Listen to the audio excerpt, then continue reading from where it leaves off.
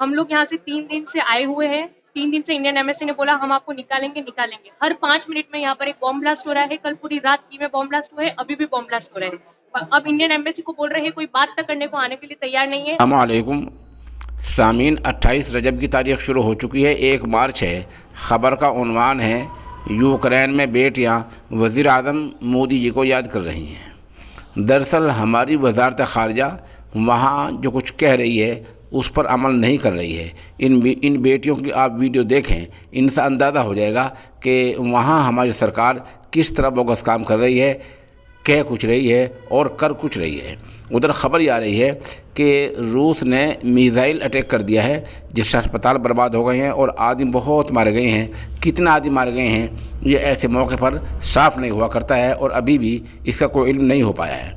उधर बताया ये भी जा रहा है कि अगले 24 घंटों में यूक्रेन और रूस की दोबारा बातचीत होने वाली है। आप अंदाज़ा लगा सकते हैं कि एक तरफ बातचीत की बात हो रही है और एक तरफ बराबर हमले जारी हैं। उधर जो दूसरे ममालिक हैं उनमें नाटो है और अमेरिका है, और जो सारे ममालिक हैं वो मीटिंग कर रहे हैं, बायकाट कर रहे हैं, लेकिन साफ तौर पर अपनी फ़ौज यूक्रेन की मदद के लिए नहीं भेज रहे हैं। और ये बात तय है कि जब तक ये ममालिक अपनी फ़ौज बराह रास्त नहीं भेजेंगे तब तक यूक्रेन इस संकट से, इस बहरान से नहीं निकल पाएगा कि रूस एक बड़ी ताकत है।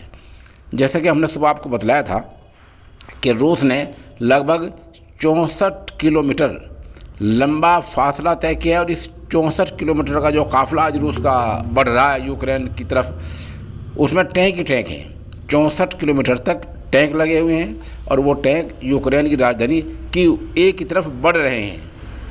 वो टैंक अगर आ जाते हैं और कीव में दाखिल हो जाते हैं, वहाँ की राजधानी में दाखिल हो जाते हैं, तो जाहिर सी बात है जो तबाही होगी वो मोहताज बयान नहीं है।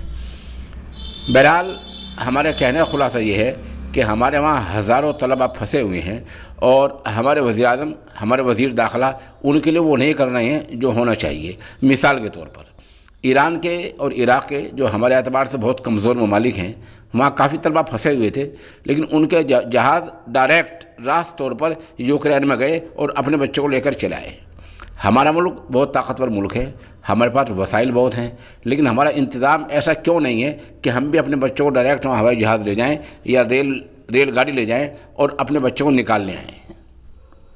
हेलो, मेरा नाम गरिमा मिश्रा है। मैं यूपी लखनऊ से हूँ। हम कीव में स्टक हो चुके हैं, पूरी चारों तरफ से घिर चुके हैं। ठीक है, यहाँ पे हमें कोई हेल्प नहीं दे रहा है और मुझे नहीं लगता कि यहाँ पे किसी को कोई हेल्प, जो भी हमें हेल्प होनी है वो मिलने वाली नहीं है।